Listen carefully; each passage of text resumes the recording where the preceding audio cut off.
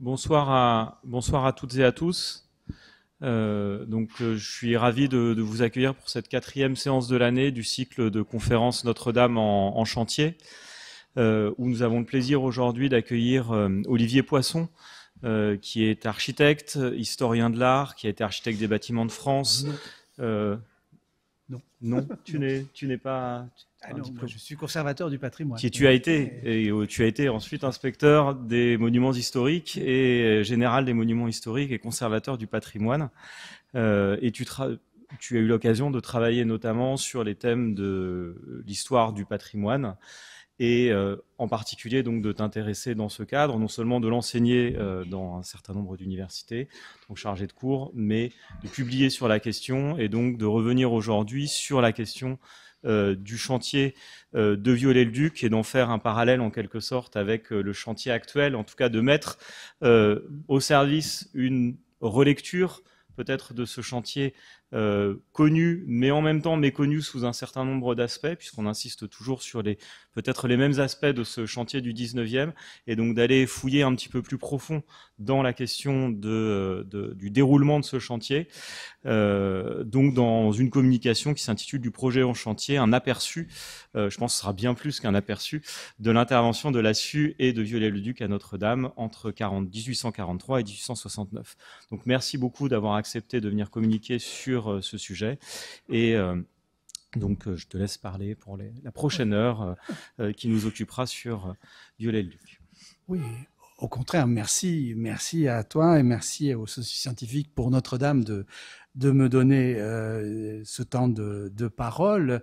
Je dois dire que je me suis rapproché des scientifiques pour Notre-Dame, évidemment au moment de l'incendie ou juste après, bien qu'étant déjà ou presque à la retraite, en tant qu'historien de l'architecture et en tant qu'ancien professionnel du patrimoine. Historien des restaurations, j'ai notamment étudié tout le processus de restauration de la cité de Carcassonne par Viollet-le-Duc.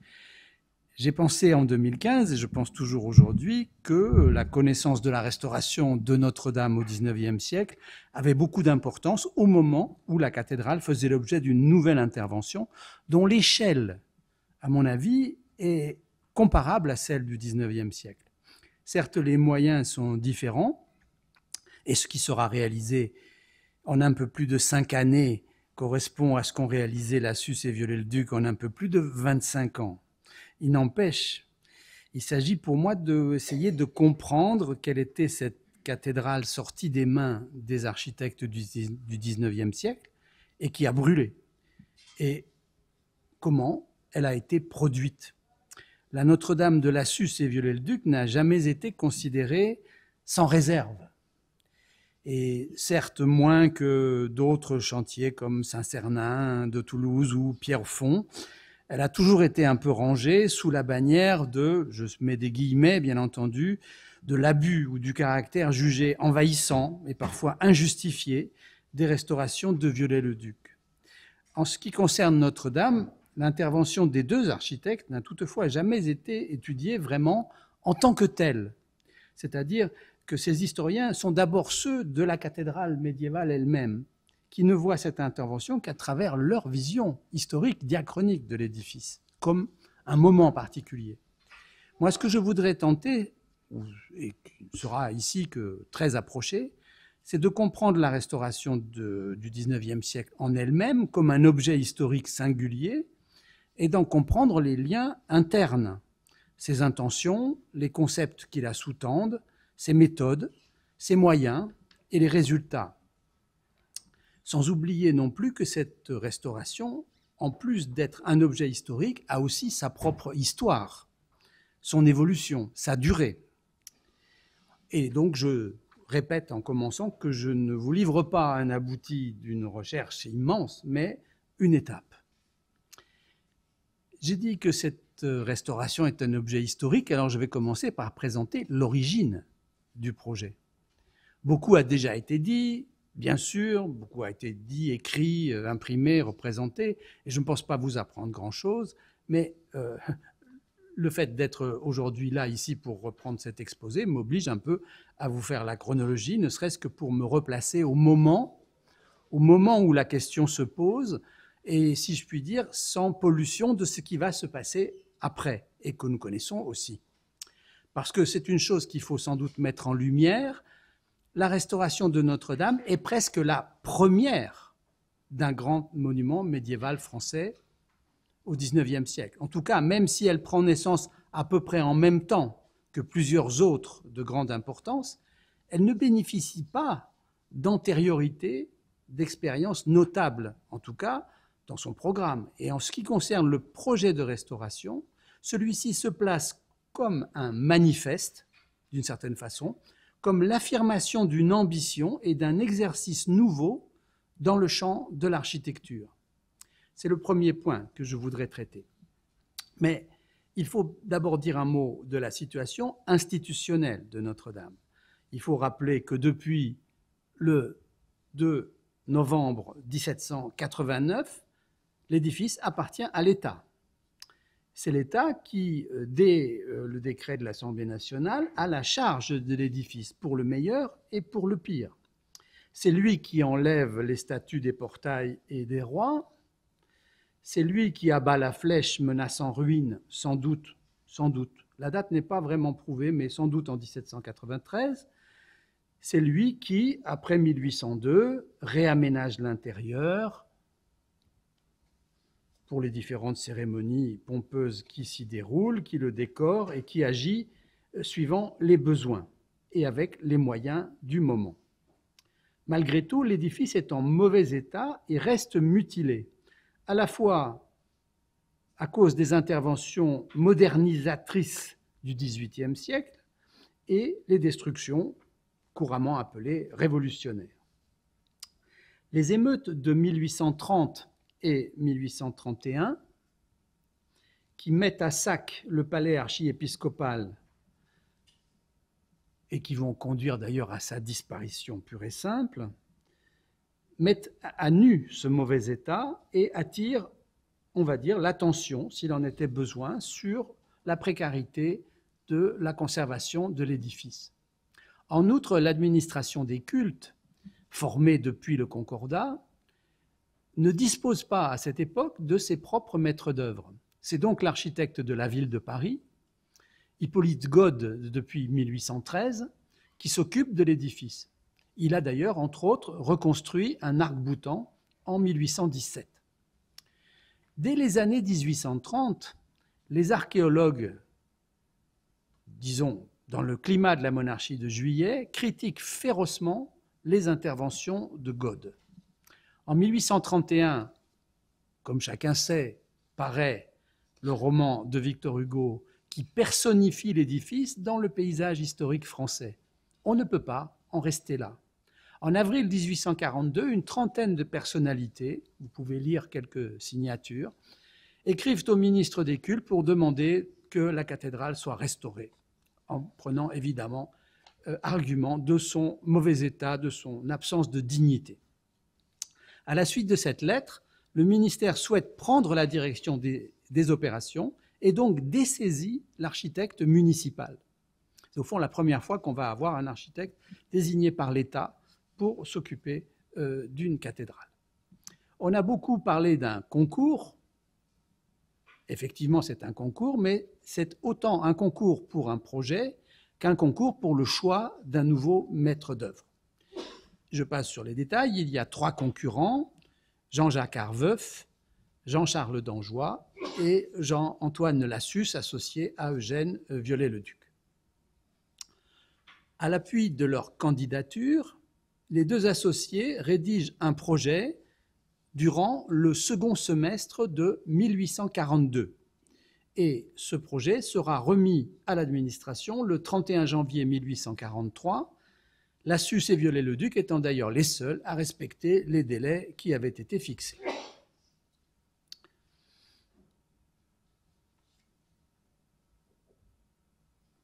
Voilà un peu l'aspect de Notre-Dame qui est mise au concours.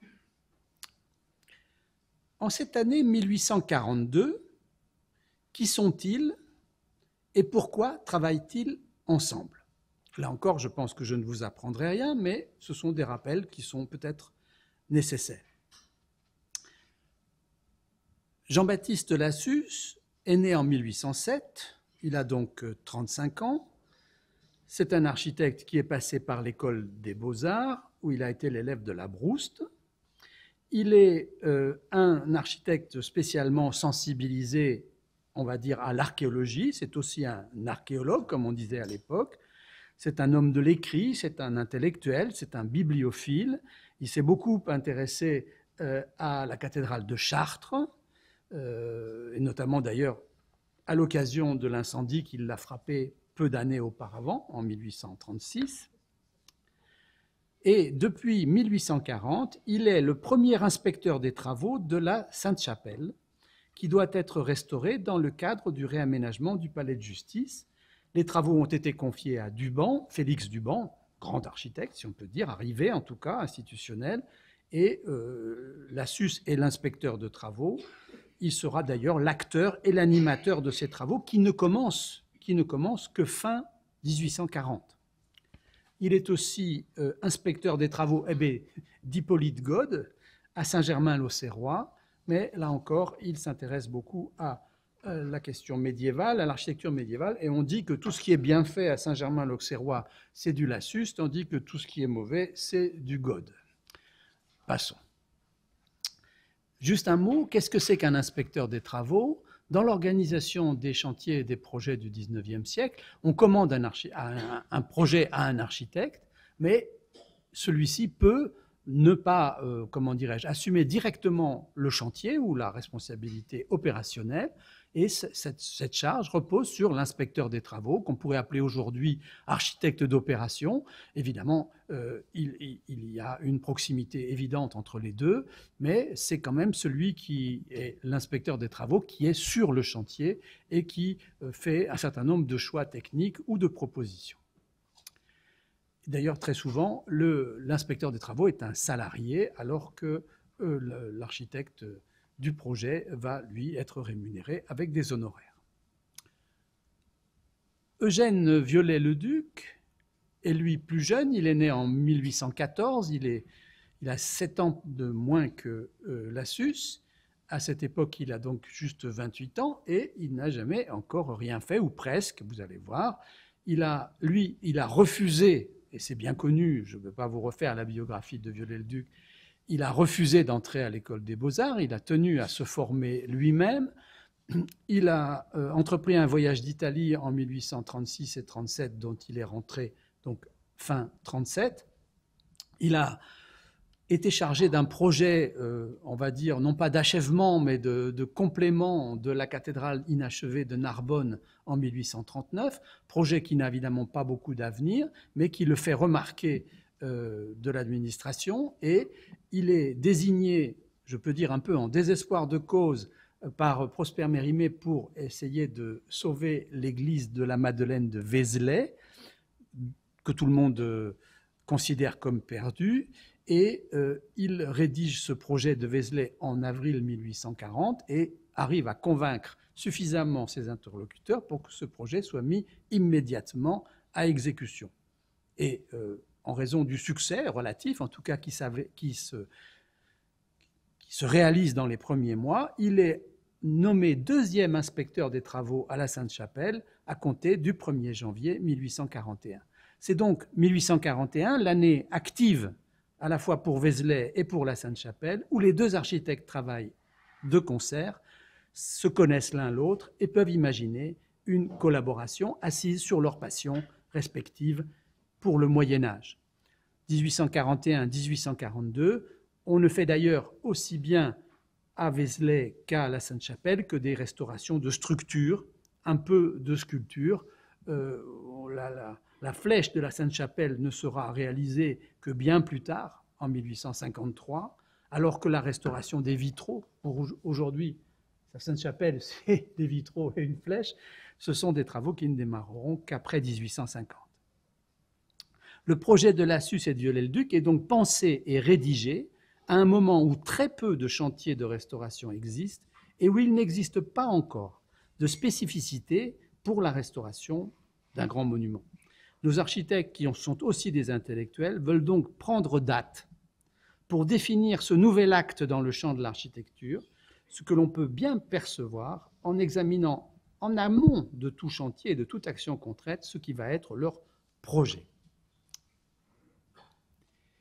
Donc je rappelle, le concours a lieu pour, d'une part, la cathédrale, mais en même temps de proposer la construction d'une nouvelle sacristie, puisque l'archevêché ayant disparu, il ne reste plus que la sacristie toute seule, isolée comme un chicot, la sacristie de Soufflot quand même, sur le flanc sud de Notre-Dame. Le projet remis à l'administration des cultes le 28 janvier 1843 se composait de 22 feuilles de dessin, dont il nous reste une petite quinzaine, et d'un devis et d'un mémoire. L'ambition théorique ou doctrinale des architectes au sujet de la restauration se révèle avant tout par le fait que Lassus et Viollet-le-Duc choisissent de faire imprimer leur mémoire, qui a pu ainsi être diffusé et circuler dans les milieux influents ou artistiques parisiens pendant plus d'1 an, puisque le jugement du concours n'a été conclu qu'en avril 1844. En premier lieu, et comme s'il s'agissait d'un préambule, le mémoire des architectes veut définir de façon générale ce que sont les principes d'une restauration, ce qu'ils appellent le système de la restauration. C'est, je crois, la première fois où les architectes eux-mêmes s'essayent à une telle théorisation. La théorie que Viollet-le-Duc exposera dans le dictionnaire raisonné, que tout le monde connaît, elle ne sera rédigée que 20 ans plus tard. Leur prise de position est certainement courageuse, car n'oublions pas qu'ils s'expriment dans le cadre d'un concours. D'ailleurs, on peut remarquer dans ce texte une sorte de rhétorique de la discrétion, de la prudence. Ces mots sont répétés plusieurs fois. Rhétorique qui est peut-être diplomatique, mais qui, sans pour cela, qui n'oriente pas concrètement les choix proposés. C'est-à-dire que c'est plus une précaution de langage qu'un réel contenu. Quels sont les choix proposés, justement? La première idée forte est celle du rejet de toute intervention qui ajouterait quelque chose, en tout cas du point de vue de la forme architecturale à l'édifice. Les architectes mettent en balance les malheurs et les destructions, Dieu sait que Notre-Dame en a subi, qui enlèvent des choses, et les ajouts ou les compléments qui ajoutent sans respecter le monument, et ils condamnent aussi bien les uns que les autres. Et d'ailleurs, peut-être, ils condamnent plus les ajouts que les destructions. Ils en viennent ensuite au débat sur la restauration et dans des termes qui sont familiers aux archéologues. En tout cas, depuis le début du siècle, où, dans le sillage des ambitions napoléoniennes à Rome, on a déjà évoqué la question des restaurations des monuments antiques. Et d'ailleurs, en 1826, on a déjà restauré l'Arc de Triomphe d'Orange, à Orange, en France, sur un projet de Caristie, en remplaçant les pierres, mais sans restaurer, c'est-à-dire sans refaire les profils, les ornements, ni, a fortiori, les sculptures. Des archéologues comme Diderot, Diderot est, entre autres, l'un des signataires de la lettre adressée en 1842 au ministère des Cultes, a même formulé une sorte de principe de subsidiarité dans les interventions. Il dit il vaut mieux consolider que réparer, il vaut mieux réparer que restaurer, et il vaut mieux restaurer qu'embellir. C'est-à-dire il y a une espèce de gradation dans laquelle finalement la restauration n'arrive qu'en troisième alternative, et si possible, si on peut l'éviter, il faut l'éviter. Voilà. C'est une invitation à la réserve, à l'abstention même. Lassus et Viollet-le-Duc rejettent évidemment, car, disent-ils, ces principes seraient fort exagérés dans la restauration d'un édifice dont l'utilité est encore aussi réelle qu'au jour de son achèvement. C'est-à-dire, il dit ça c'est bon pour les monuments archéologiques qui ne servent à rien, mais là nous sommes dans un édifice utile, dans un édifice qui assume sa fonction. Et dans ce cas, disent-ils, soutenir, consolider, conserver ne sont pas suffisants.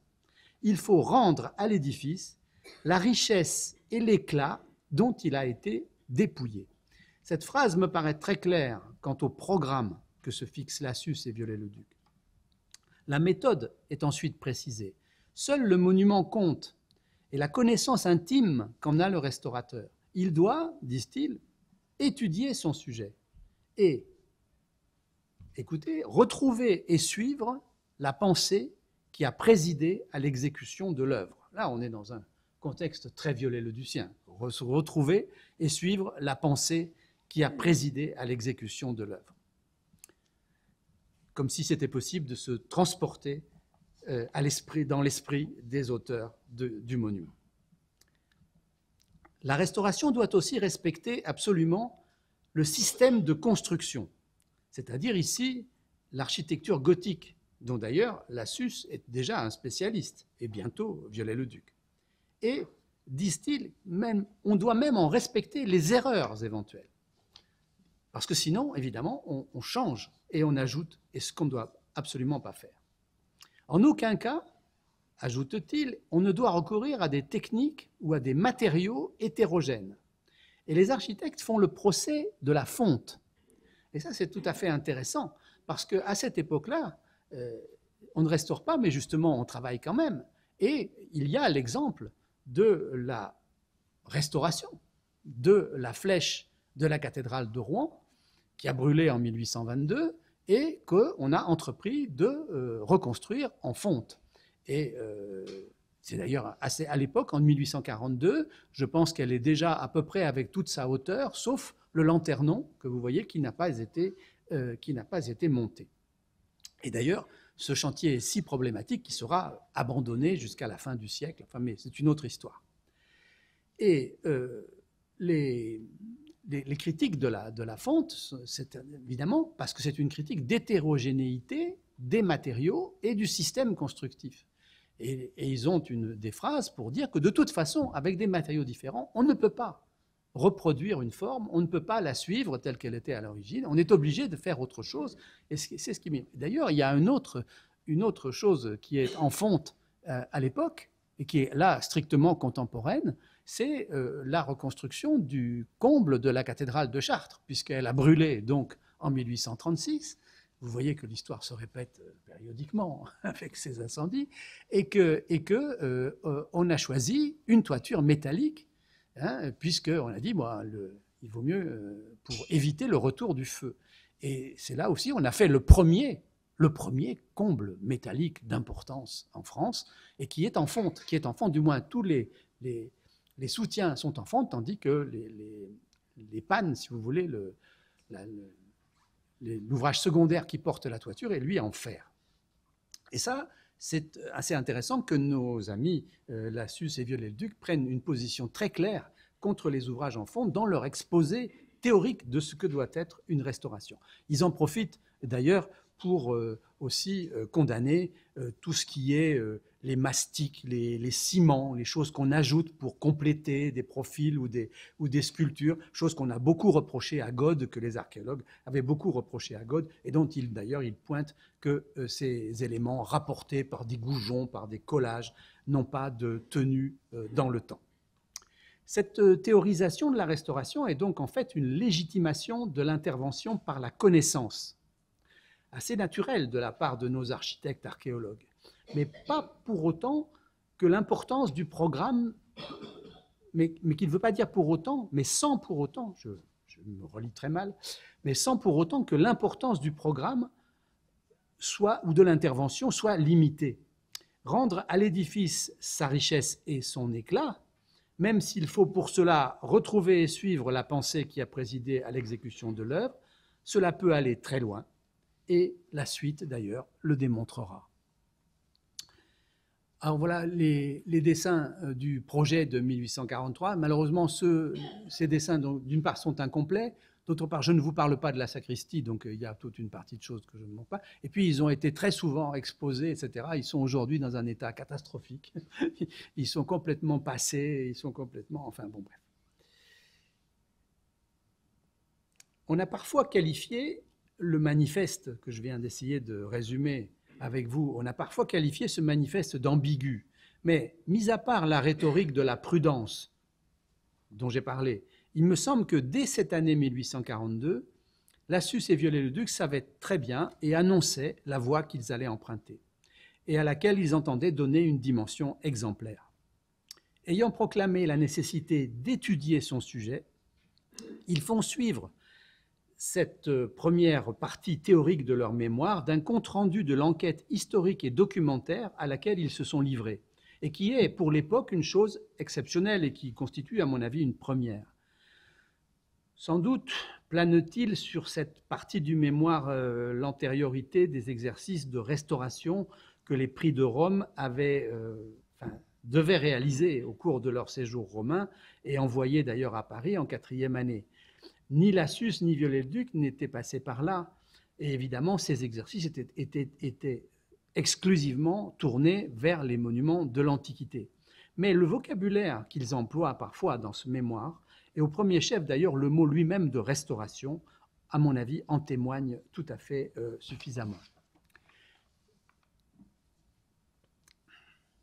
Ils terminent leur mémoire et leur projet en commentant les principaux points qui sont à traiter. C'est tout à fait normal. Dans ces points, il y a évidemment la question de la façade. C'est pour ça que la façade reste devant vos yeux, et l'ornementation de l'architecture. C'est-à-dire qu'ils ont bien conscience que ce qui a été perdu à Notre-Dame-de-Paris, c'est d'une part, une partie de la sculpture monumentale. Évidemment, la Galerie des Rois a été vidée de ses rois qu'on pensait d'ailleurs être les rois de France, alors qu'ils ne l'étaient pas. Et puis, pas seulement, les apôtres des ébrasements des portails ont été également détruits. Enfin, il y a eu toute une déprédation, qui est d'ailleurs une déprédation non pas accidentelle, mais très réfléchie, très politique de la part des autorités révolutionnaires. Et évidemment, cette question doit pour eux trouver une solution par la remise en place des sculptures. Il y a aussi la mutilation du portail, puisque vous l'avez vu sur la première photo. Je ne sais pas si je peux revenir rapidement en arrière pour que vous en ayez bien conscience. Mais donc, le portail principal a été échancré par Soufflot, qui a démoli les bas-reliefs du linteau pour créer cette grande porte qui n'existait pas et qui a enlevé le trumeau, soi-disant pour faciliter la sortie des processions. C'est peut-être pas si sûr que ça soit ça. En tout cas, pour faire cette porte. Et évidemment, vis-à-vis de l'intégrité originale de Notre-Dame, les architectes ont publié dans leur mémoire un dessin qu'ils ont retrouvé du portail avant sa destruction. Et évidemment, ce portail restauré se retrouve dans leur projet de manière tout à fait claire. D'autre part, ils parlent des abassons. Ça peut paraître un peu anecdotique, mais il est vrai que Notre-Dame avait des abassons particulièrement envahissants qu'ils proposent de corriger. Ils parlent des culées des arcs-boutants, et ça c'est effectivement extrêmement important, puisqu'ils ont alors là des sources qui sont des sources textuelles pour dire que les arcs-boutants étaient décorés, les culées des arcs-boutants étaient décorés de statues et d'ornements architecturaux qui n'existent plus. Ils parlent bien évidemment des roses, et notamment de la rose sud. Ils disent les deux grandes roses, et surtout celle du nord, tombent en ruine, et celle du midi, quoique refaite, c'est vrai, refaite par le cardinal de Noailles, donc au début du XVIIIe siècle, exigera bientôt une reconstruction complète. Ça, c'est dit très clairement, en toutes lettres, dans le texte de 1842. Et puis, évidemment, à l'intérieur, on parle d'un problème qui va, si je puis dire, défrayer la chronique pendant longtemps, qui est celui du chœur. Le chœur de Notre-Dame se présente tel qu'il a été remodelé par Robert de Cotte au début du XVIIIe siècle, dans la lignée de ce que Louis XIII avait demandé, dans le fameux vœu de Louis XIII, il avait demandé qu'on refasse le sanctuaire, l'autel de Notre-Dame de Paris. Le chœur de Robert de Cotte a été évidemment dépouillé de ses bronzes à la Révolution, on en a servi pour faire des canons, mais on a aussi expulsé évidemment les statues des rois, mais le décor en marbre et l'ordonnance architecturale du chœur subsistent encore. Et au fond, les architectes disent qu'ils ne savent pas très bien ce qu'il faut faire. Et il y a une espèce de rédaction ambivalente. Vous savez, souvent dans ce texte, comme on sait qu'il est signé par Lassus et Viollet-le-Duc, on fait parfois une exégèse en essayant de se dire qu'est-ce qui est Viollet-le-Duc et qu'est-ce qui est Lassus. Et on attribue évidemment ce qui est discret à Lassus et ce qui est volontaire à Viollet-le-Duc. Mais bon, on ne prête qu'aux riches, comme on dit. Mais bon, en fait, nous n'en savons rien. Mais toujours est-il que la solution d'éventuellement dégager les colonnes gothiques du rond-point de l'ornementation ou de l'architecture en marbre de Robert de Cotte est évoquée, même si elle n'est pas tranchée.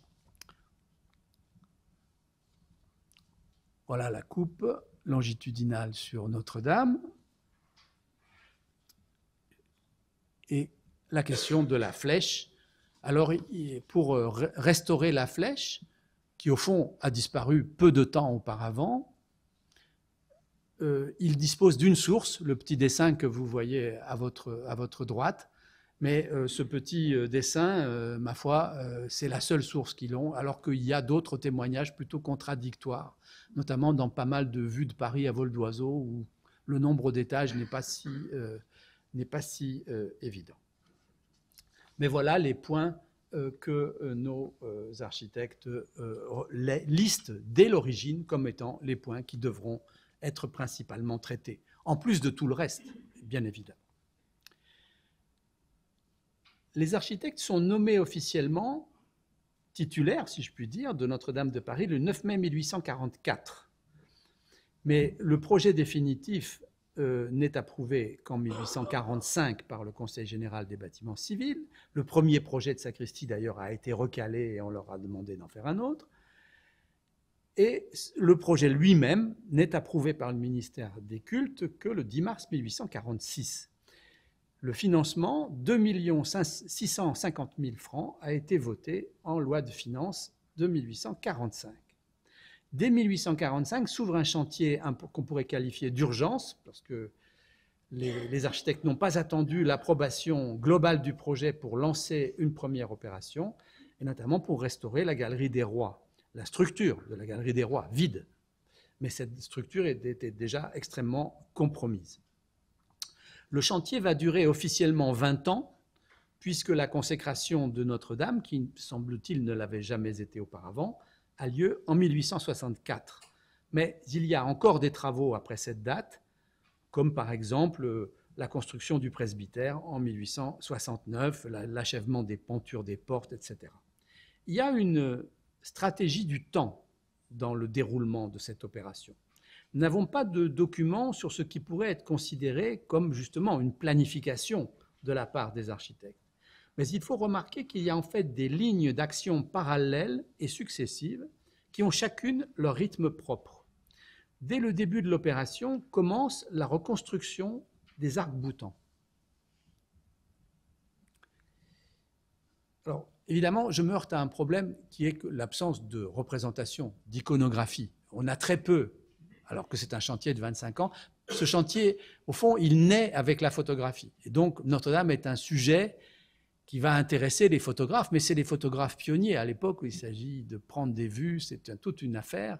Et donc, en fait, on a très peu de documentation du chantier lui-même. On a, heureusement, dans un certain nombre de vues, comme ça, un peu générales, emblématiques, qui nous permettent d'avoir quelques aperçus du chantier, mais ce sont des aperçus, c'est-à-dire que c'est une dizaine de vues au plus pour 25 ans de chantier. Et là, par exemple, là, nous sommes un très rare cliché de 1847, dans lequel vous voyez très nettement le début de la reconstruction des arcs-boutants. Le premier arc-boutant du chœur que vous avez là, il vous paraît tout clair, tout net, il est tout neuf. Le deuxième, il n'existe pas, il a été démoli. Il est en cours de restauration, donc là, il n'y est plus. Et le troisième est déjà échafaudé. Il va bientôt suivre la voie des autres. Donc, on commence au sud du chœur, en tournant autour de celui-ci, puis on passe à la nef, le sud d'abord, puis le nord. C'est l'ossature nécessaire, et c'est un chantier qui va durer 13 ans. Et quelque part, moi, je me faisais la comparaison avec le chantier actuel, puisque, évidemment, dans des conditions tout à fait différentes, mais au fond, compte tenu de l'incendie et donc de l'absence de charge sur les murs enfin de la charge de la toiture et de la charpente sur les murs. On se posait des questions très sévères sur la stabilité de Notre-Dame. Et la première chose qu'on a faite, ça a été de mettre sur cintre tous les arcs-boutants, de manière à, encore une fois, consolider ce squelette externe qui permet après d'attaquer d'autres opérations. Ce n'est que lorsque ce travail a eu un certain degré de réalisation que prennent place les interventions décisives de la croisée du transept, de la flèche, puis des pignons sud et nord. Ces dernières obligent à occuper le transept et le chœur. Pendant plusieurs années, seule la nef restera ouverte pour le culte et prélude à toutes les interventions sur l'intérieur, notamment décoratives. La façade occidentale est, elle, comme un chantier distinct, où la statuaire monumentale, pourtant un des objectifs affichés, n'est réalisée que petit à petit entre 1850 et 1864, c'est-à-dire pendant 15 ans.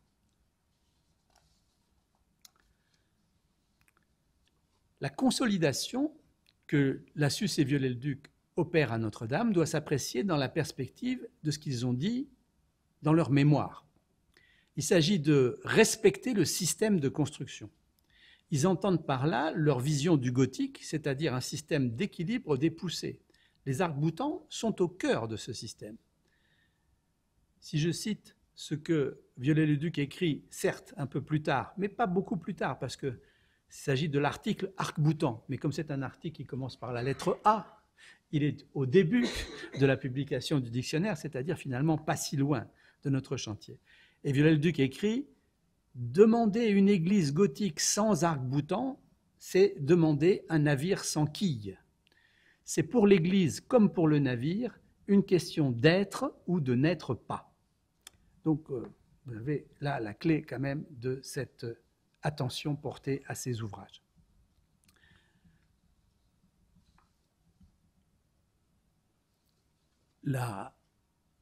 Je veux dire, la question des arcs-boutants, elle dure donc 15 ans et elle va tout concerner l'ensemble des structures externes de la cathédrale. J'ai trouvé une autre image où alors là on est quelque part dans les années 1850 ou 55 parce qu'il s'agit des arcs-boutants de la nef. Et vous voyez d'autre part le dessin que donnent les architectes à leurs arcs restaurés. Les arcs-boutants qu'ils ont trouvés étaient des arcs-boutants, d'ailleurs peut-être déjà le fruit d'interventions ou de réinterventions, et notamment le décor, puisque au fond, tout le XVIIIe siècle a eu, comment dirais-je, comme action principale que de raboter, que d'abattre, que de ragréer les surfaces et de supprimer les décors et les saillies. Évidemment, on avait des culées extrêmement simples. Et ils ont proposé, en s'appuyant sur une source écrite d'un historien de la cathédrale qui s'appelait Corrozet, de rétablir ces statues avec ces espèces de niches, ces espèces de baldaquins abritant des effigies, et qui d'ailleurs, dans leur système, évidemment, accroissent l'efficacité du dispositif en chargeant la culée de l'arc-boutant. Donc le chantier, je vous l'ai déjà dit, tourne autour du chœur, puis entreprend la nef par le sud, de l'ouest vers l'est, puis au nord. C'est terminé donc en 1858 et cette consolidation a duré 13 ans. Les architectes vont aussi s'occuper d'un certain nombre de voûtes qu'ils vont reconstruire sans ménagement. Ça, voilà.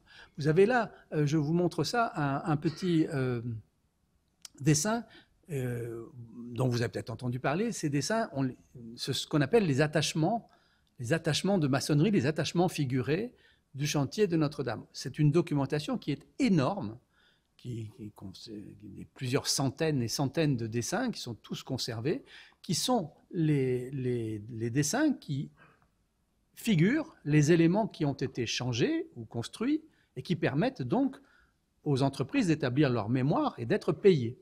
Et donc, on a une documentation graphique d'une qualité et d'une abondance surtout extraordinaire pour documenter tout ce qui a été fait à Notre-Dame. Et donc, c'est ce genre de dessin qui vous montre que les arcs-boutants, il n'y a pas aujourd'hui une pierre médiévale dans les arcs-boutants de Notre-Dame. Ils ont été intégralement reconstruits, et ça, on peut tout à fait le prouver. Hein, et voilà, et donc là, je vous avais mis les arcs-boutants de la nef à l'ouest, et puis les arcs-boutants du nord, dont vous les apercevez. Là aussi, j'ai dû prendre une loupe pour bien constater que sur cette photographie, on voit des échafaudages, mais peu importe. Je parlais des voûtes, c'est en fonction de l'état rencontré. La Suisse et Viollet-le-Duc n'hésitent pas à démonter et à reconstruire celles dont l'état leur apparaît précaire. Ce sera surtout le cas pour les voûtes des tribunes et des chapelles. Et il n'y a pas, à vrai dire, un véritable plan préconçu parce que, de ce point de vue-là, on n'a pas retrouvé de mention dans le projet lui-même d'une attention portée à ces voûtes. C'est un chantier qui avance notamment parce qu'on refait systématiquement les couvertures de ces voûtes, aussi bien en ce qui concerne les voûtes des tribunes que les voûtes des chapelles, et au fur et à mesure, quand une voûte apparaît en mauvais état, elle est reconstruite. Il y a évidemment l'autre projet important de consolidation concerne les pignons du transept nord et sud et les roses.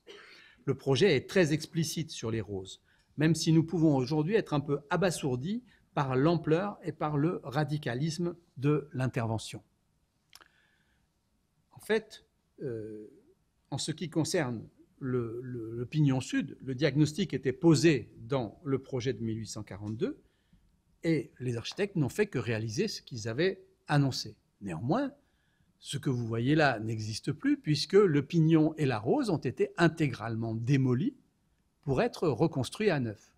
Et d'ailleurs, je me demande toujours un peu comment est-ce qu'on a fait cela, et j'ai trouvé un jour sur une autre photographie la vision latérale de cet échafaudage, dont évidemment je ne peux pas assurer à 100% que c'est l'échafaudage qui préside à la démolition du pignon, mais vu sa structure et vu sa position, disons, dans ce qu'on peut pressentir de l'élévation de la cathédrale, je ne vois pas très bien à quoi il pourrait servir d'autre. Viollet-le-Duc démonte la rose occidentale. D'abord, oui, j'aurais dû démonte d'abord la rose occidentale, mais ça, bon, celle dont il dira dans le dictionnaire qu'elle était en parfait état, mais il veut surtout rétablir les ornements des arcs qui l'encadrent. Et donc, dans ce cas, il la démonte et la remonte avec ces éléments, et on peut presque parler de ce qu'on dirait aujourd'hui une anastylose. Et puis arrive la rose sud. Dans le mémoire de 1842, sa reconstruction était déjà programmée. Viollet-le-Duc indique que la rose avait été reconstruite par Boffrand pour le cardinal de Noailles en 1727, et il dit que l'appareil était mal entendu, ce qui l'oblige à la refaire à nouveau. Il indique cependant que des éléments anciens existaient, ils n'existent plus aujourd'hui. La reconstruction qu'il opère est totale, introduit cependant une modification substantielle au sujet de laquelle il reste silencieux. C'est-à-dire que dans la rose reconstruite, il a fait pivoter le réseau de 15 degrés de manière à avoir dans l'axe une membrure et non pas un pétale. L'autre photo à droite, vous avez à votre gauche l'état ancien de la rose avec donc un pétale dans l'axe vertical et à droite l'état nouveau, c'est-à-dire c'est le même que vous avez sur la photo de gauche, et où vous voyez que la rose a pivoté de 15 degrés. Sans doute pour mettre un rayon dans l'axe, ce qui lui a sans doute paru plus rigide, ce qui est d'ailleurs presque contradictoire avec l'exposé qu'il fait dans le dictionnaire. Mais là encore, au dictionnaire, la lettre R, nous sommes plutôt vers 1860, hein, et donc bien après les travaux. Et dans le dictionnaire, il fait un exposé sur l'efficacité de l'appareillage des roses, en général, en tant que structure circulaire, et donc finalement résistante en tout point, de manière symétrique. Mais peut-être là a-t-il pensé que le poids du pignon était peut-être mieux combattu il faut, par la rose dans son nouveau dessin. Voilà, toujours est-il que voilà une intervention quand même que moi je pourrais qualifier, même avec le recul, d'extraordinaire. La rose nord a elle aussi été démontée entièrement, mais une partie du matériau d'origine a été remise en place. D'ailleurs, ce serait aujourd'hui un sujet intéressant pour les archéologues du bâti qui travaillent à Notre-Dame de qualifier et de quantifier les éléments de la Rose Nord qui sont les éléments médiévaux par rapport à ceux de Viollet-le-Duc. Ce qui est d'ailleurs assez époustouflant aussi, excusez-moi du mot, c'est que le pignon sud et la rose ont été démolis et reconstruits en l'espace de 6 mois. Du 15 août 1860 au 15 février 1861. Ce qui veut dire qu'évidemment, l'opération a été préparée de manière extrêmement soigneuse et que notamment l'intégralité du réseau de la Rose a été taillée à l'avance et sans doute, comment dirais-je, assemblée à plat sur une plateforme, etc., de manière à pouvoir être élevée d'une façon aussi rapide.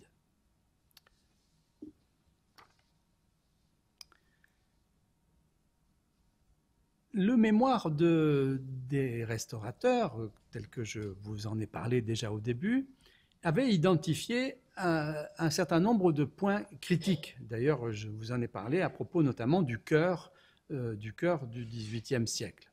Il y avait aussi un autre point qui concernait les tribunes du chœur et de la nef, notamment les fenêtres extérieures de ces tribunes, qui étaient des ouvertures remaniées, sans forme véritable, abritées sous des arcs. Et d'autre part, les architectes avaient bien identifié par leur étude la modification de l'élévation intérieure de la nef, ayant à l'origine des fenêtres hautes assez courtes, à cause de la présence du comble des tribunes, dont les traces visibles avaient été vues sur le contrefort du transept sud.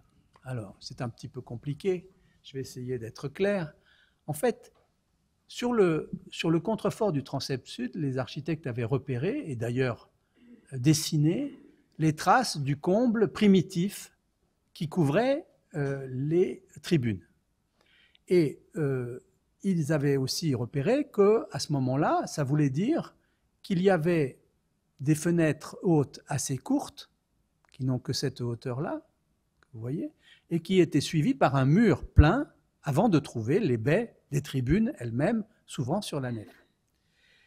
Et des découvertes archéologiques, et ces fenêtres, bon, ils expliquent ça dans leur histoire aussi, attendez, hop, hop. Les fenêtres avaient été ensuite agrandies au XIIIe siècle grâce à la suppression de ces combles, remplacés par ces toitures à 2 pentes posées directement sur l'extrado des voûtes qu'ils avaient observées.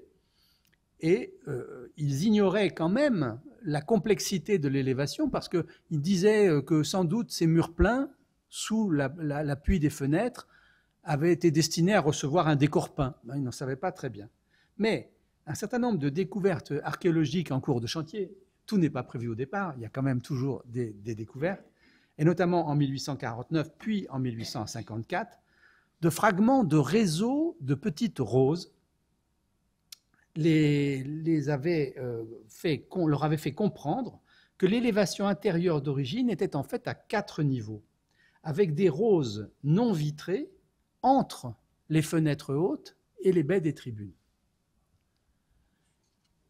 Ici, vous avez un attachement figuré qui montre à quel point, d'ailleurs, on avait trouvé les parties basses de certaines de ces roses, les quelques claveaux encore en place dans la maçonnerie. C'était rare, mais ça avait été vu.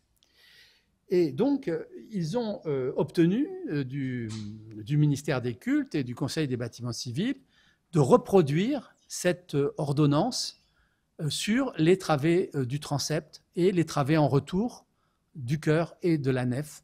Évidemment, comme il n'y a plus de comble au-dessus des ouvertures des tribunes, il a fallu vitrer ces roses qui, évidemment, ne l'avaient jamais été. Et ils ont donc créé un petit peu une architecture qui n'a jamais existé ainsi et qui a une espèce d'ambition, d'archéologisme et peut-être de pédagogie sur l'histoire même de l'édifice. Mais comme ils avaient hautement proclamé qu'il fallait étudier son sujet, on ne peut peut-être pas leur en vouloir trop. L'autre point critique était le décor du rond-point du Cœur, donc l'ordonnance de Robert de Cotte, dont vous avez ici le dessin. Évidemment, c'est le dessin intact à l'origine, avec ces grands plaquages de marbre qui plaquent et qui cachent l'architecture du rond-point par une architecture, évidemment, d'un tout autre style, et qui servait d'ailleurs d'écrin aux fameuses statues, les statues de Coustou et de Coisevaux, qui représentaient la Vierge de Pitié. Louis XIII dans la position du vœu, c'est-à-dire Louis XIII offre son sceptre et sa couronne à la Vierge, et Louis XIV est là en spectateur, si je puis dire. Dans le projet de 1842, la rédaction reste balancée. Est-ce que c'est encore une fois un balancement supposé entre Lassus et Viollet-le-Duc, ou la volonté de ménager leurs interlocuteurs? Il ne faut pas oublier que, évidemment, ils ont des interlocuteurs au Conseil général des bâtiments civils, qui est quand même formé de tous les architectes prix de Rome, et tous ces gens-là ne sont pas spécialement favorables aux archéologues en herbe que sont Lassus et Viollet-le-Duc, et tout un établissement architectural et politique qui, évidemment, auquel ils doivent convaincre, en tout cas. L'enjeu, à vrai dire, n'était pas tellement l'ordonnance classique du décor, lequel était, je vous l'ai dit, de toute façon privé depuis 1793 de sa décoration de bronze doré, mais la repose des trois statues, c'est-à-dire la Vierge de Pitié et les deux statues des rois, lesquelles avaient dû d'ailleurs, au gré de la politique depuis la Révolution, sortir ou rentrer à la cathédrale plusieurs fois depuis le début du siècle. Elles n'étaient d'ailleurs, à l'époque où Viollet-le-Duc et Lassus font leur projet, elles n'y étaient toujours pas revenues, elles étaient en exil, si je puis dire, au Louvre. Ôter l'architecture du grand siècle, même si c'est contradictoire avec le principe annoncé de respect des apports successifs de l'édifice, apparu à Viollet-le-Duc en 1858, et donc après la disparition de Lassus, qui est mort en juillet 1957, une nécessaire libération de l'architecture gothique. Il s'agit toujours de respecter à tout prix le système de construction, appelez-le le style, si vous voulez, de Notre-Dame, tandis que les statues remises en place pouvaient incarner la persistance historique de l'aménagement monarchique du sanctuaire. Mais rendre à Notre-Dame la richesse et l'éclat, c'était en particulier, à la façade occidentale, lui recréer son décor sculpté. Les architectes avaient fait dans leur étude historique tout le bilan des mutilations subies qui étaient celles avant tout des XVIIIe et XIXe siècles. Soufflot et le chapitre de Notre-Dame ne le cédant en rien dans cette étude aux autorités révolutionnaires dans les destructions, ni d'ailleurs aux techniciens qui, depuis plus de 150 ans, abattaient systématiquement les gargouilles pour les remplacer par des tuyaux en plomb. Dès l'origine du chantier, la distinction est faite entre la sculpture d'ornement, tous ces ornements, ces petits chapiteaux de ces colonnes, etc., ces gargouilles, évidemment, tout ce monde de crochets et d'ornements architecturaux qui ont été plus ou moins rabotés depuis longtemps, et la statuaire elle-même qui sera confiée à des personnes différentes et réalisée avec des méthodes différentes.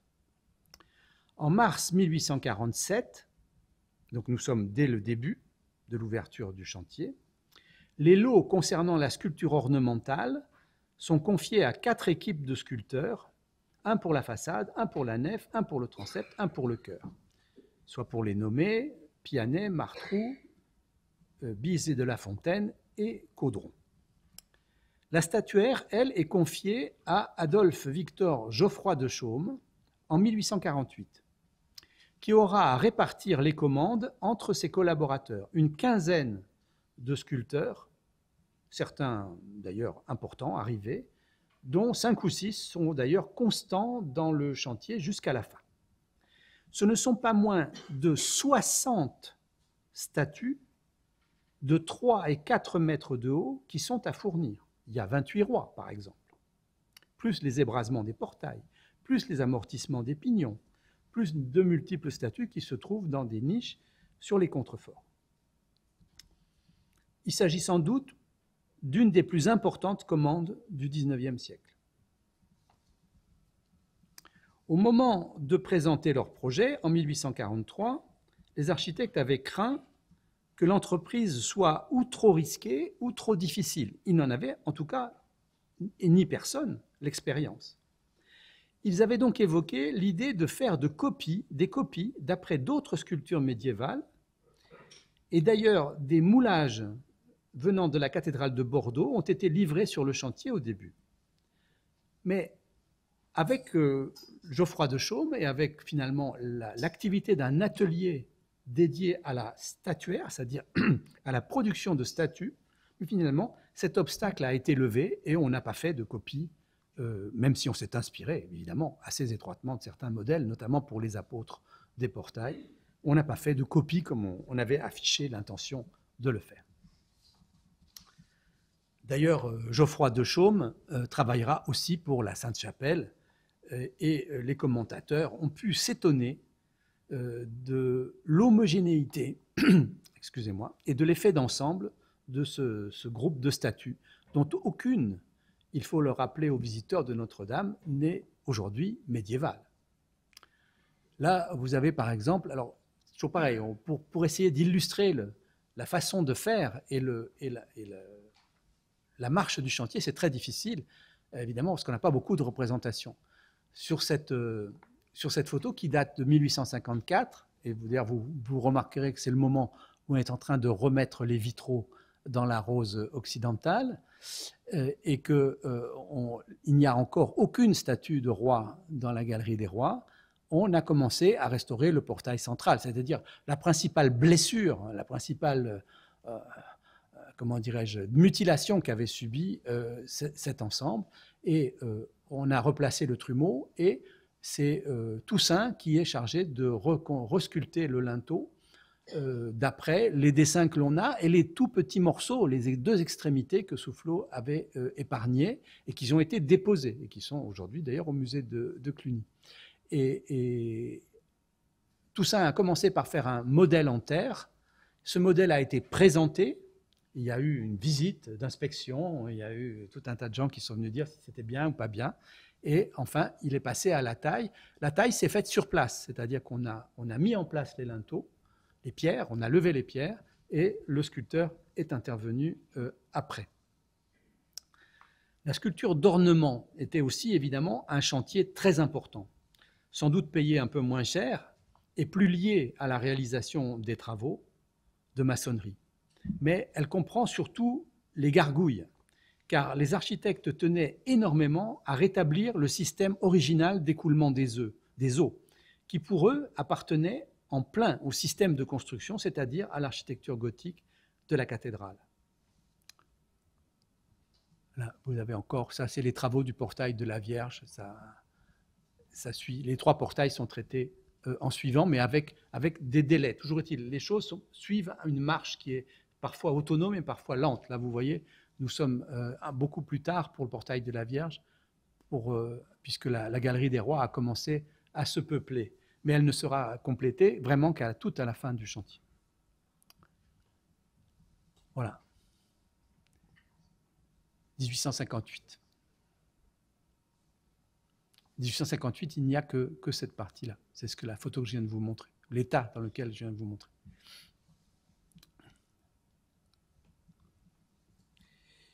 Viollet-le-Duc est l'auteur de toutes ces figures. Ces figures, alors les statues, il y a très souvent des esquisses qui sont de Viollet-le-Duc et que Geoffroy de Chaume traduit après en sculpture. Mais pour la sculpture d'ornement, il y a une marche du chantier qui est extrêmement, comment dirais-je, régulière, dans laquelle Viollet-le-Duc fournit au fur et à mesure tous les éléments.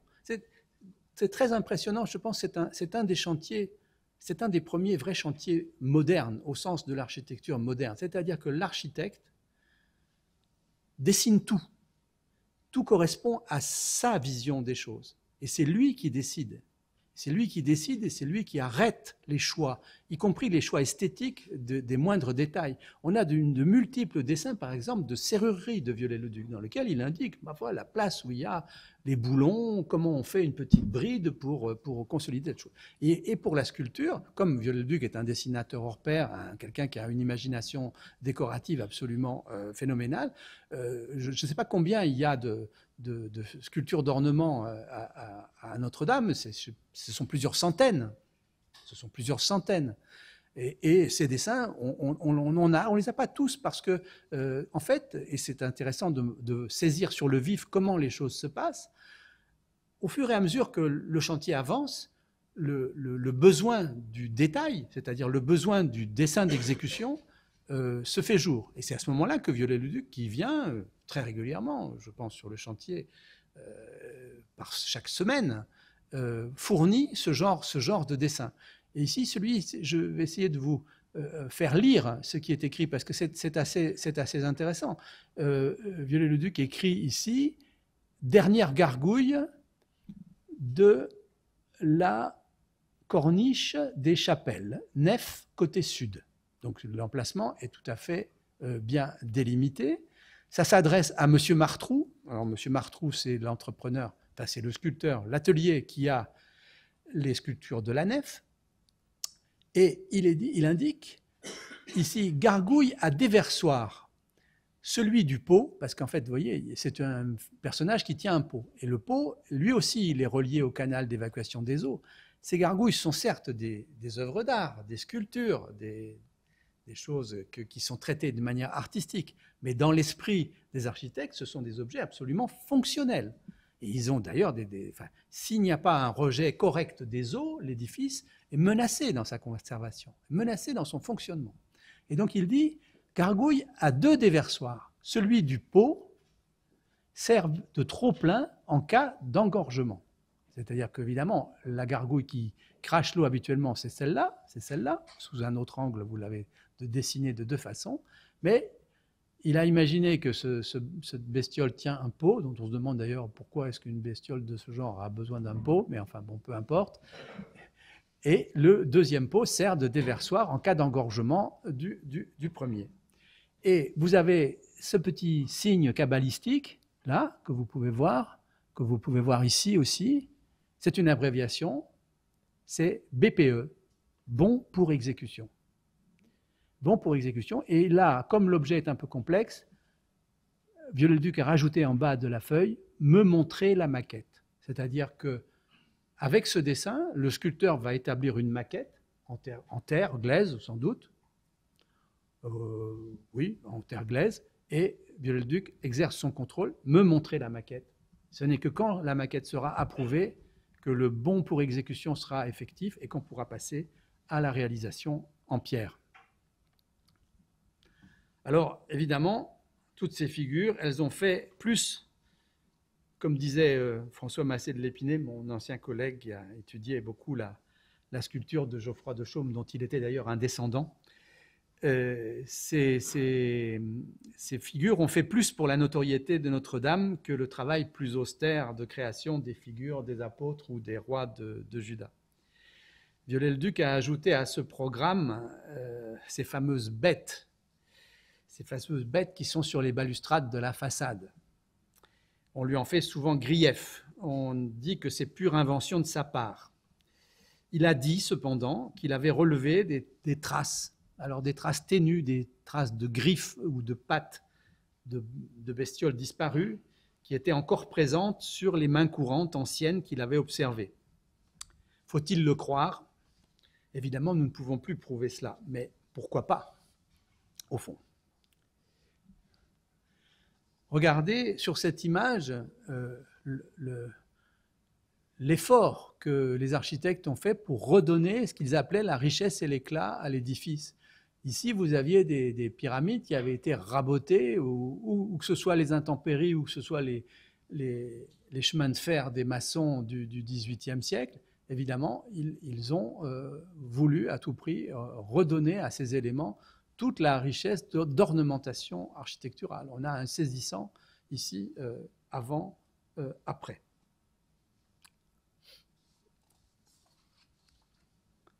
Bon, il faut sans doute que je me dépêche, mais il faut encore parler de la toiture et de la flèche. La toiture de Notre-Dame a été refaite entièrement, progressivement, toujours là encore, selon une stratégie à long terme, qui a d'abord recouvert le chœur, puis la partie occidentale de la nef en arrière du pignon de la rose occidentale, et enfin le transept et le chantier. La flèche du projet de 1842 reposait sur un dessin, je vous l'ai dit, de la collection Gilbert, qui semble être un document fiable.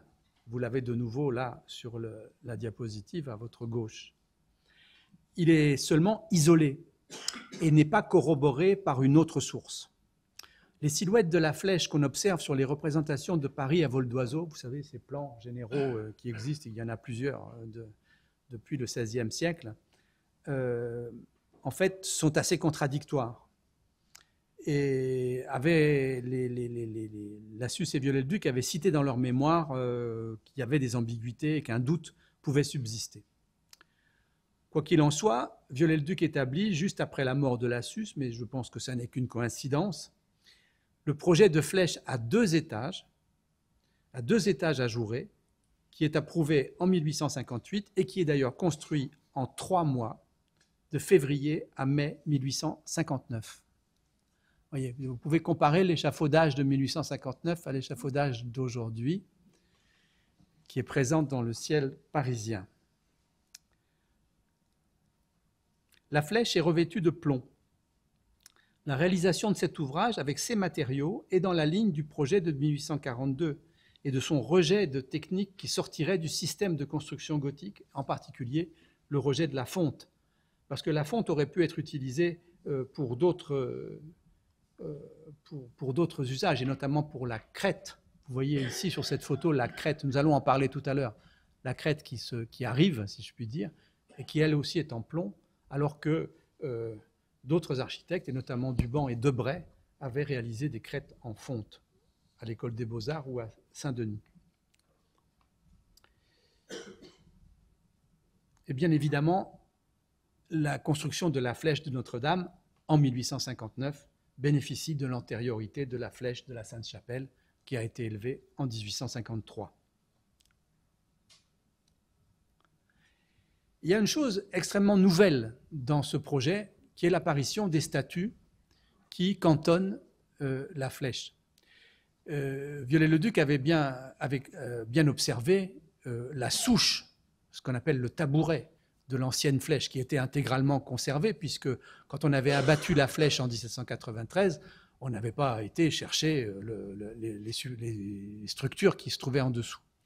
Et il avait remarqué qu'il y avait de grands arêtiers qui partaient des angles, des nous de la nef, pour venir épauler la flèche et la conforter dans son bras de levier, si je puis dire.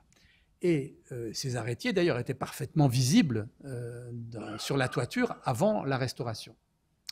Viollet-le-Duc prétend qu'il a trouvé sur ces arêtiers des traces de fixation de quelque chose. Bon.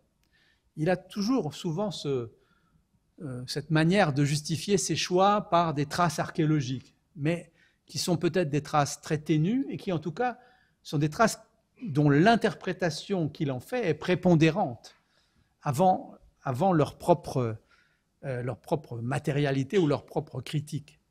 Et Viollet-le-Duc va utiliser ces traces, qu'il a vues ou pas vues, qu'il a interprétées bien ou mal, qui sait, pour garnir ces fameux arêtiers de statues qui, évidemment, c'est une trouvaille esthétique extraordinaire parce qu'elles accompagnent l'élévation de la flèche, elles font en quelque part naître la flèche comme objet plastique et architectural depuis les nous de la toiture, et comme il y a une espèce de marche d'escalier, une espèce d'effet d'escalier, d'étagement, évidemment, c'est particulièrement réussi et ça a été toujours extraordinairement apprécié. Il y a aussi une chose extrêmement importante à propos de ces statues, c'est la technique avec laquelle elles ont été réalisées.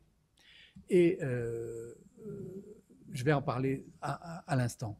Là, je ramène cette photo pour redire ce que je disais de la crête, hein, la crête qui est en plomb, comme tous les ornements de la flèche et qui sont en plomb battu. C'est-à-dire que, évidemment, l'alternative était la fonte. Parce que la fonte, évidemment, on a un modèle, on coule le métal et puis l'objet est fabriqué et puis c'est fait. Viollet-le-Duc a préféré revenir à une technique ancienne, celle du plomb battu, dont on peut penser d'ailleurs qu'elle n'était plus courante du tout à l'époque et qu'il a contribué à la faire renaître. Mais c'est d'ailleurs au fond une caractéristique très commune à tous ces chantiers. Il ne faut pas oublier que par exemple pour l'art du vitrail, ma foi, c'est entre les années 30 et 40 qu'on se remet à faire des vitraux de pleine couleur, un art qui avait à peu près complètement disparu. Et Viollet-le-Duc a suffisamment d'imagination technique et peut-être aussi d'autorité, on va dire. Là, il faut entrer dans des spéculations qui sont peut-être plus d'une personnalité, mais il a une autorité et il y a des choses qu'il veut obtenir et qu'il cherche à obtenir, et pour ça choisir des hommes. Et on a vu pour Geoffroy de Chaume et pour la sculpture, on pourrait en parler pour la charpente avec Bellu, avec l'entrepreneur de charpente de Notre-Dame, qui est aussi celui de la Sainte-Chapelle d'ailleurs, etc. Et là, il va s'adresser à une entreprise d'un dénommé Durand, qui est un plombier, enfin un fontainier, quelqu'un qui fait des robinets, qui fait des tuyaux, qui fait etc. Et dans lequel il va dire, mais attendez, l'art du plomb battu, pourquoi pas? Et Durand, peut-être parce que lui aussi, d'un point de vue technique, il trouve que les choses sont possibles ou faisables, et qu'en même temps, peut-être il voit arriver une commande qui ne serait peut-être pas à négliger, va se lancer dans l'opération et va donc accepter de faire toute cette commande de plomb battu. C'est-à-dire qu'il s'agit de créer les ornements, et ce n'est pas simplement la crête, mais c'est aussi tout ce qu'il y a sur la flèche, y compris les gargouilles, y compris les bas-reliefs, les chapiteaux, etc. Et de créer des modèles qui sont des modèles rigides, qu'on peut imaginer pour les ornements de la flèche être plus ou moins en bois, ou en tout cas pour un certain nombre de choses qui sont des éléments répétitifs. Et ça n'est pas un paradoxe, ces modèles sont en fonte. C'est-à-dire alors là, un sculpteur fait un modèle en terre, hein, on va faire une empreinte dans le sable, on va couler la fonte, et on va avoir un modèle en fonte. Et sur cette fonte, on va pouvoir venir battre la feuille de plomb avec un marteau en bois et avec un certain nombre d'outils. Évidemment, c'est une technique qui doit être entièrement ressuscitée. Et Durand a été l'homme de Viollet-le-Duc sur ce chantier. D'ailleurs, il est mort juste à l'achèvement de la flèche en 1860. Mais c'est ça. Bon, et là, on voit un processus à la fois d'une volonté technique qui se veut être un peu archéologique, mais d'une archéologie réinterprétée, et en même temps esthétique, parce que couronner un tel comble d'une crête de ce type, c'est évidemment une ambition esthétique, et en même temps la réalisation technique qui réintroduit une possibilité de faire, avec une façon de faire. Et ça, c'était évidemment... il n'y a qu'un chantier comme celui de Notre-Dame, un chantier millionnaire, un chantier de plusieurs millions et de dizaines d'années qui peut produire ce genre de choses. On ne peut pas faire ça dans des constructions isolées. Il en va de même des statues. Et je pense que la réflexion de Viollet-le-Duc, qui est une réflexion archéologique, elle s'inspire d'un certain nombre de choses anciennes qu'il a vues, qu'il a éprouvées. Et je crois que notamment, en ce qui concerne les arts du métal, Viollet-le-Duc a beaucoup regardé l'orfèvrerie. Et c'est vrai que pour le Moyen-Âge, il ne restait pas grand-chose en termes de choses métalliques, d'objets métalliques que sur l'orfèvrerie. Notamment les crêtes. Quand on lit l'article crête du dictionnaire, il y a une référence évidente à l'orfèvrerie du XIIe siècle, les reliquaires, etc. Les reliquaires en forme d'édifices, etc.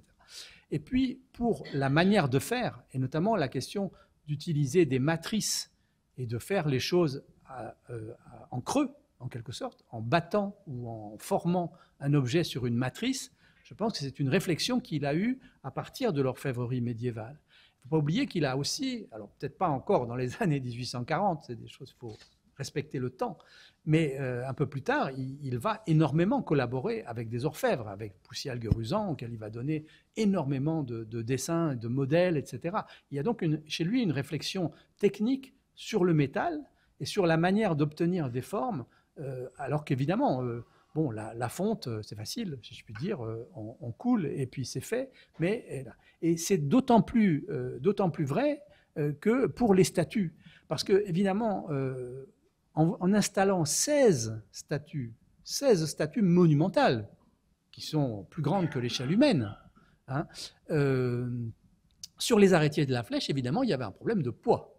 Et ce problème a été résolu en faisant des statues creuses, en faisant des statues qui ne sont que des plaques de cuivre battues sur une âme de bois, sans doute, pour l'origine, pour la fabrication. Et vous savez que ce sont ces statues qui sont les seules à avoir réchappé à l'incendie, puisqu'elles avaient été déposées 2 jours avant ou 3 jours avant, et pour restauration. Et ces statues, dont le dessin, ou en tout cas l'idée de mouvement vient de Viollet-le-Duc, qui les a dessinées, sont réalisées par Geoffroy de Chaume et sont réalisées en métal par Durand ou par son successeur immédiat qui va racheter l'entreprise, qui s'appelle Monduit.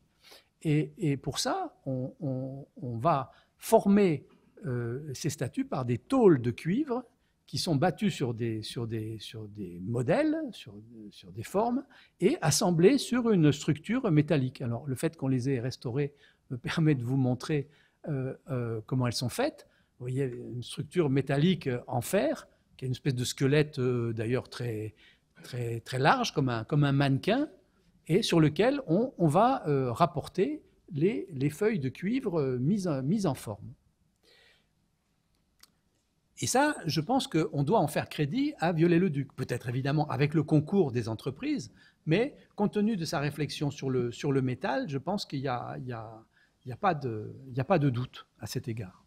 Enfin, c'est un sujet que je me réserve de continuer à étudier. J'ai déjà trouvé chez Viollet-le-Duc pas mal de références à cette histoire de matrice et d'objets creux. J'aimerais trouver des choses plus consistantes et plus explicites, mais bon, ça viendra peut-être.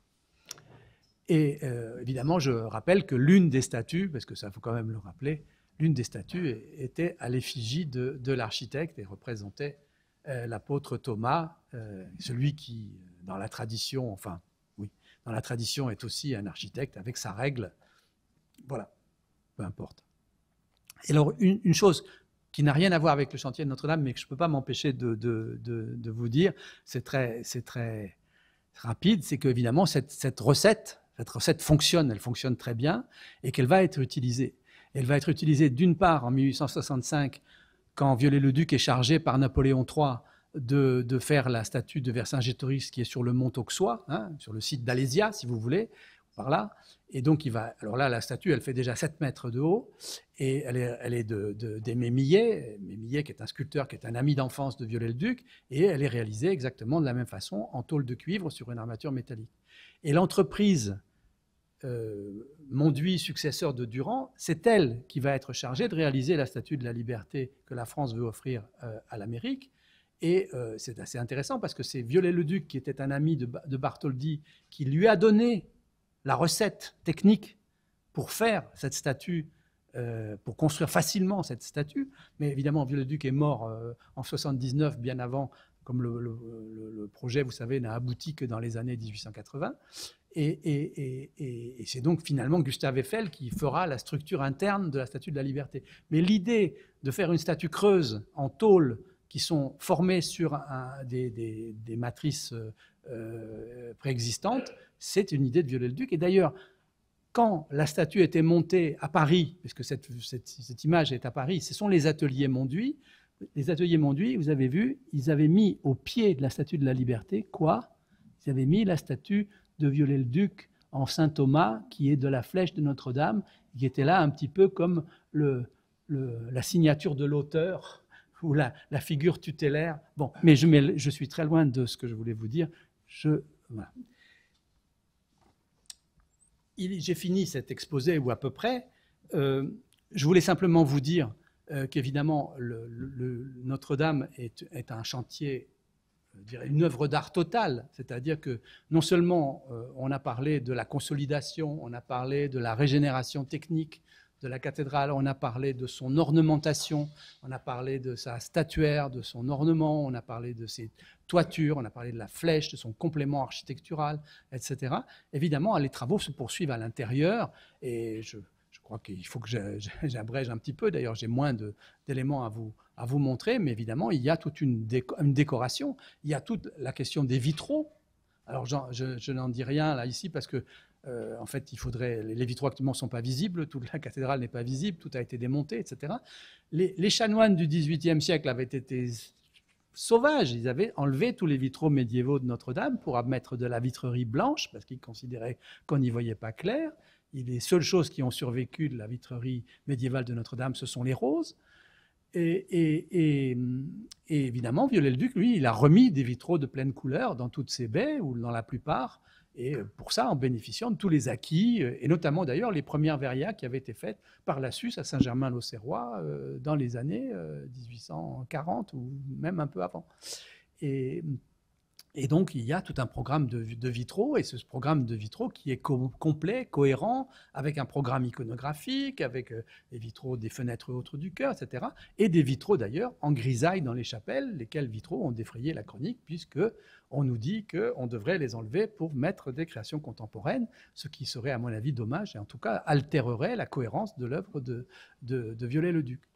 Et puis, il y a un décor peint très abondant, qui a malheureusement été en partie détruit, même en assez bonne partie détruit. Vous savez, Viollet-le-Duc, quand même, bon, moi, c'est l'homme de ma génération, c'est-à-dire que j'ai commencé à travailler quand il y a eu la grande exposition Viollet-le-Duc à Paris en 1980, et je prends ma retraite à une époque où il est certainement reconnu, et ce n'était pas le cas en 1980, mais avant 1980, Viollet-le-Duc, c'était bon, c'était pas quelque chose de valorisé ni d'apprécié, et notamment on a effacé les peintures murales de Viollet-le-Duc des chapelles de Notre-Dame de Paris, en tout cas toutes celles de la nef et du transept, et les peintures du transept, il ne reste que celles du chœur.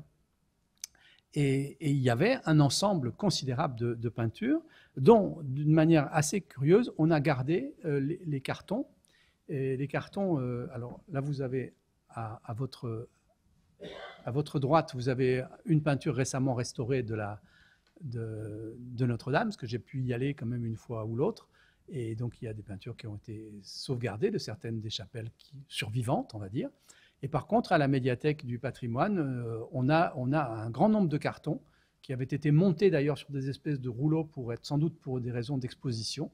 Et on retrouve, et là encore, tout ça est autographe de Viollet-le-Duc avec les petites annotations, le fameux bon pour exécution, etc. Et donc je pense que quand on fera le musée de l'œuvre, qu'on nous a promis aussi, paraît-il, ils pourront y figurer.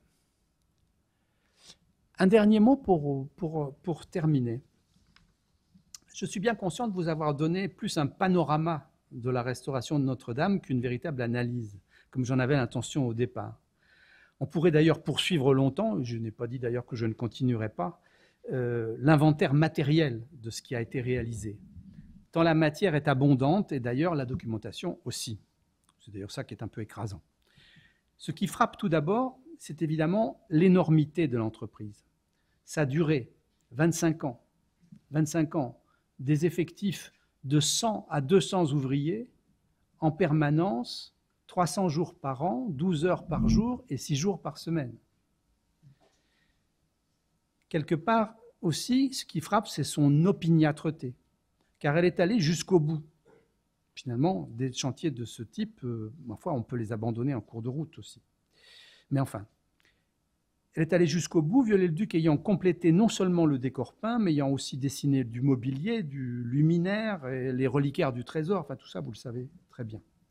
On ne doit pas minimiser l'apport de Lassus, certainement pas, mais on doit aussi reconnaître à Viollet-le-Duc ses qualités personnelles, de travailleur rapide, très rapide et infatigable, d'organisateur, de technicien, j'en ai parlé. Il y a dans cette entreprise sa marque, qui est avant tout une marque de volonté, de direction, de réalisation, dont aucun aspect n'échappe vraiment. Viollet-le-Duc dessine tout. C'est peut-être là, d'ailleurs, qu'est la réussite. C'est que la cathédrale, tout en restant elle-même, est la cathédrale de Viollet-le-Duc, telle qu'il l'a voulu. Il lui fallait sans doute ce caractère pour assumer, je dis à la cathédrale, pour assumer ce qui avait été à l'origine de l'opération, c'est-à-dire réaffirmer la centralité d'un édifice dont les liens privilégiés avec le pouvoir affirmaient le rôle symbolique pour la nation tout entière. Désormais, Notre-Dame occuperait une place singulière dans le paysage national et d'ailleurs s'est trouvée immédiatement remise en scène dans le paysage parisien. C'est ce que je voulais. Avant 1831, Notre-Dame est totalement coupée du fleuve. Ça, c'est quelque chose dont on n'a absolument pas conscience. Mais Notre-Dame était invisible, en tout cas pas invisible, était derrière un mur. Il y avait l'archevêché, il y avait l'Hôtel-Dieu. L'Hôtel-Dieu même traversait un pont. On était dans un espace urbain totalement différent. Et là, vous avez encore l'archevêché sur tout le flanc sud. Évidemment, c'est un peu plus favorable quand on va du côté de l'abside. Et en fait, toute cette opération qui a solennisé Notre-Dame ou qui lui a redonné une silhouette extraordinaire est une opération paysagère dans laquelle on a changé l'image de la cathédrale et on a changé l'image de la ville. Et ça me semble extrêmement important parce que je pense que Notre-Dame n'aurait pas la présence, l'aura qu'elle a si on l'avait laissée derrière ces murs. Et d'ailleurs, quelque part, quand on regarde la flèche, quand on regarde la silhouette de Notre-Dame, la silhouette de Viollet-le-Duc, c'est une silhouette qui est à l'échelle du paysage parisien. C'est une silhouette à l'échelle de la Seine. C'est une silhouette qui transforme complètement l'ambiance, la grande scène urbaine, la scène au sens de scénographie urbaine. Cette place, c'est évidemment la restauration de Viollet-le-Duc qui la lui a donnée et que nous pouvons toujours mesurer. D'ailleurs, je pense que nous l'avons mesuré mieux que personne avec l'émotion mondiale qu'a causé l'incendie du 15 avril 2015. Je vous remercie de votre attention.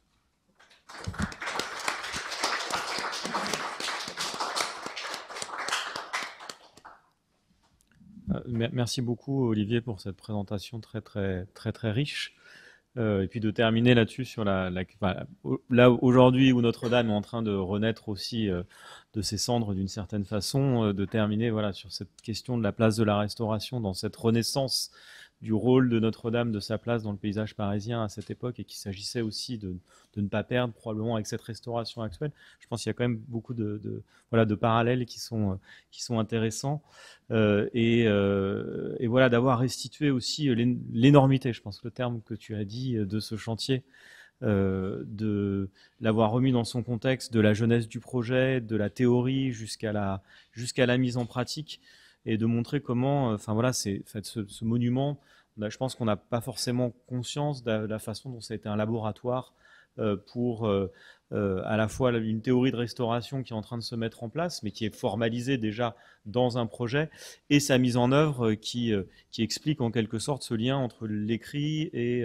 l'acte de restauration. Alors avec ensuite ces fils, quand on va reconstituer les griffes des gargouilles sur les balustrades, où bon, faut se raccrocher à quelque chose, mais en fait tout s'explique par qu'il y a vraiment ce lien entre écrit et pratique, qui en plus se magnifie finalement dans tout ce qui est ce lien là sur le chantier en lui-même, où Viollet-le-Duc, comme tu l'expliquais sur cette question du système gothique et du lien entre fonction, forme et technique, surtout la technique qui joue un rôle vraiment excessivement important.